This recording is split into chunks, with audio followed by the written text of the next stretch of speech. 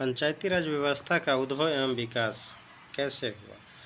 73वां संविधान संशोधन कब हुआ और क्यों किया गया, उसके विषय में समझेंगे। वर्ष 1986 में गठित एम.एल. सिंघवी समिति की सिफारिश के आधार पर 73वें संविधान संशोधन अधिनियम 1993 के द्वारा पंचायती राज को संवैधानिक दर्जा प्रदान किया गया है।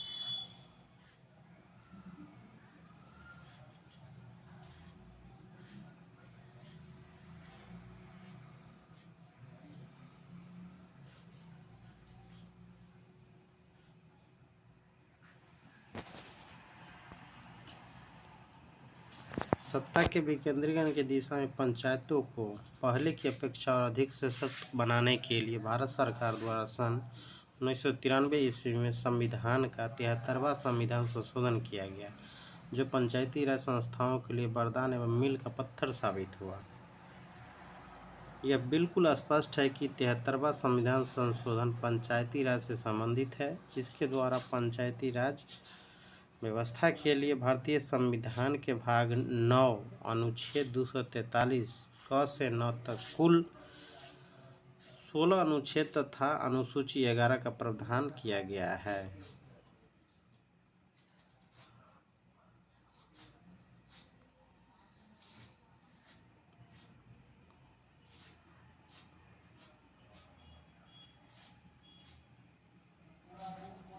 तिहत्तरवें संविधान संशोधन की मुख्य विशेषताएं।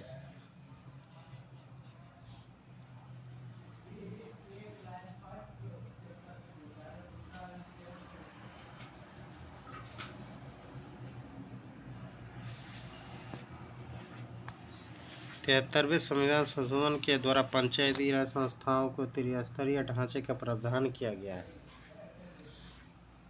ग्राम स्तर पर ग्राम पंचायत, प्रखंड स्तर पर पंचायत समिति, जिला स्तर पर जिला परिषद।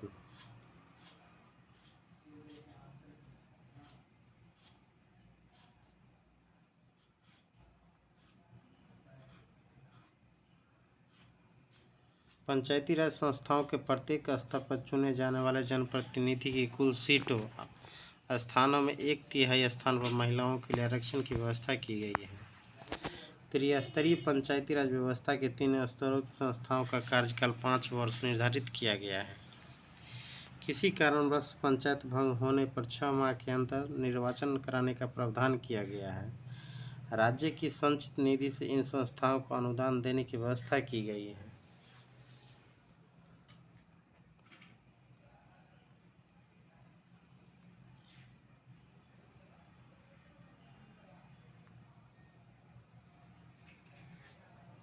संविधान के भाग 9 अनुच्छेद 243 क से 9 तक कुल 16 अनुच्छेद तक का विवरण।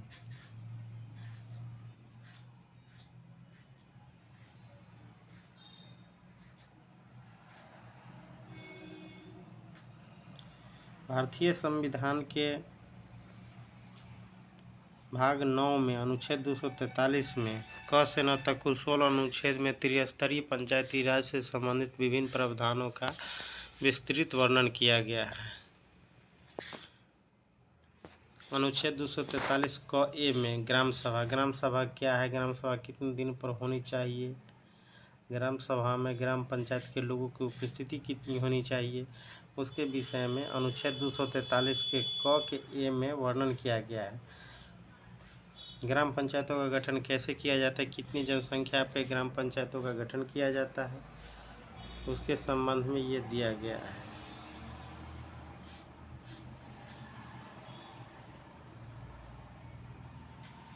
अनुच्छेद 243 घ डी स्थानों का आरक्षण, माने जिस पंचायत में जिस लोगों की जनसंख्या अधिक होगी उस पंचायतों का, उस गाँव का जिसका आरक्षण पॉपुलेशन ज़्यादा होगा उस व्यक्तियों को, उन कैटेगरी के लोगों को आरक्षण दिया जाएगा।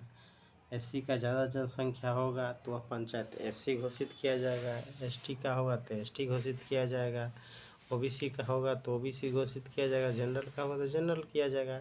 इस प्रकार से स्थानों का आरक्षण का वर्णन भारतीय संविधान के अनुच्छेद 243 घ डी में वर्णन किया गया है।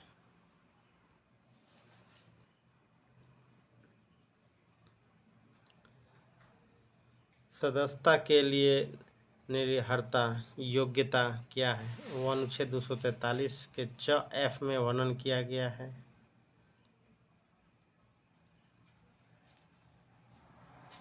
सदस्यता के लिए निर्भरता, पंचायतों की शक्तियाँ पर अधिकार उत्तरदायित्व। पंचायतों की क्या शक्तियाँ हैं, क्या उसका अधिकार है, क्या दायित्व है, उसका वर्णन भारतीय संविधान के अनुच्छेद 243 6 जी में वर्णन किया गया है।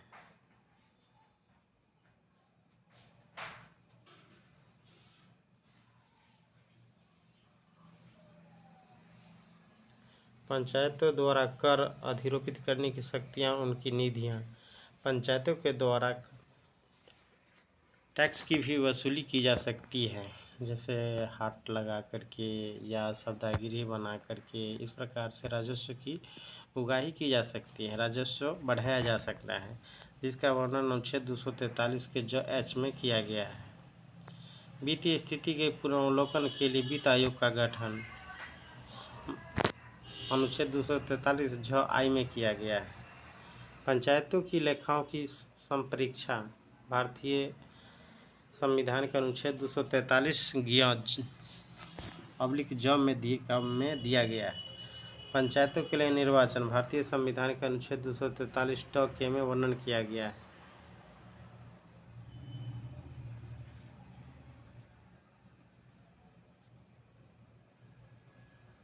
इस प्रकार से सभी अनुच्छेद को बारी बारी से वर्णन किया गया है कि किस अनुच्छेद में क्या प्रावधान दिया गया है। वो दिया लास्ट में है अनुच्छेद 243 9 निर्वाचन संबंधी मामलों में न्यायालयों के हस्तक्षेप का वर्जन।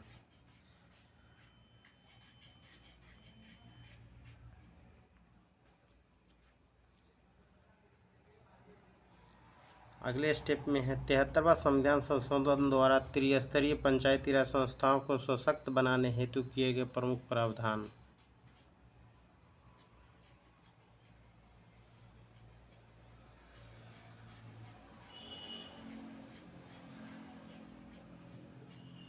इसके अस्तित्व में आने के पूर्व 1 वर्ष के अंदर राज्य तदनुसार अपने पंचायती राज अधिनियमों की समीक्षा करेंगे, पंचायती राज संस्थाओं को संवैधानिक दर्जा देंगे, ग्राम सभा का प्रावधान, त्रिस्तरीय संरचना, 20 लाख से कम की जनसंख्या वाले राज्यों को मध्यवर्ती इकाई के गठन से छूट, सदस्य के पदों में अनुसूचित जाति अनुसूचित जनजाति की जनसंख्या के अनुपात में आरक्षण, राज्य चाहे तो पिछड़े वर्ग और वर्गों के लिए आरक्षण की व्यवस्था कर सकती है।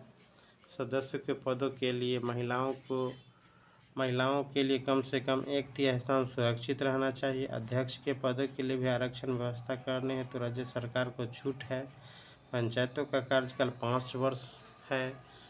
कर आरोपण की शक्तियाँ हैं। वित्त आयोग का गठन है। इस प्रकार से 73वां संविधान संशोधन करके निम्नलिखित प्रावधानों को ऐड किया गया है।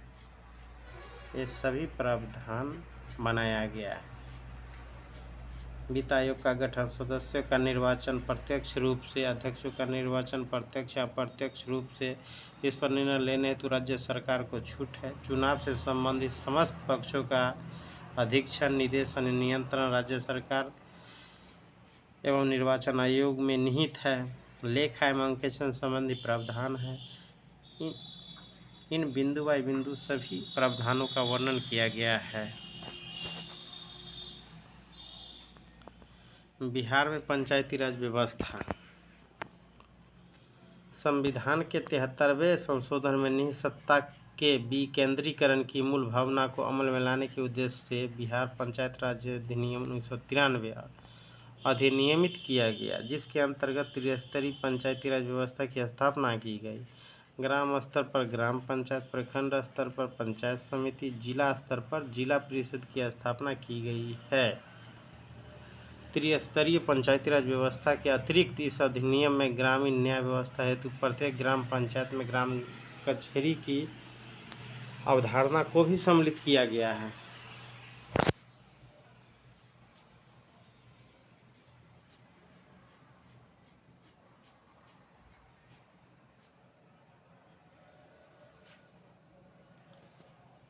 आगे है पंचायती राज व्यवस्था को और अधिक समुदाय केंद्रित एवं सशक्त बनाने के उद्देश्य से निम्नलिखित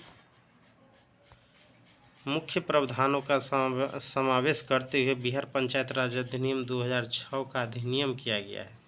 त्रिस्तरीय पंचायतों की कार्य अवधि 5 वर्ष से अधिक नहीं होनी चाहिए। इन सभी प्रावधानों को 73वां संशोधन करके ऐड किया गया है।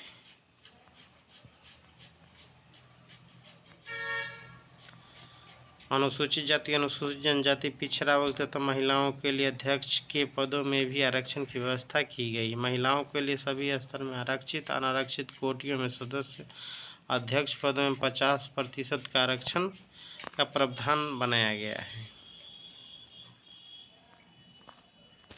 राज्य में पंचायती राज व्यवस्था को सुचारू रूप से चलाने के लिए उठाए गए कुछ महत्वपूर्ण कदम निम्न प्रकार हैं।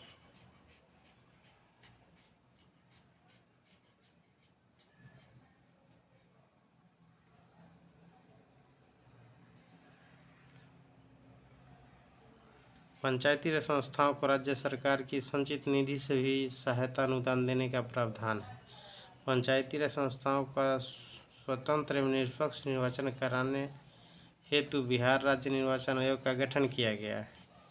पंचायती राज संस्थाओं की आर्थिक स्थिति सुदृढ़ करने हेतु सुझाव देने के वास्ते राज्य वित्त आयोग का गठन किया गया है।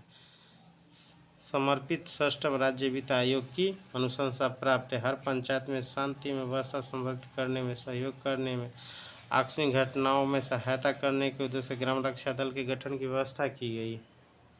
इन तमाम प्रावधान जब 73वां संशोधन लाया गया तो उसमें ये सभी प्रावधानों को निहित किया गया है, जो बिंदुवार इसमें वर्णन किया गया है। क्या क्या प्रावधान है जो बारीकी से दिया गया है।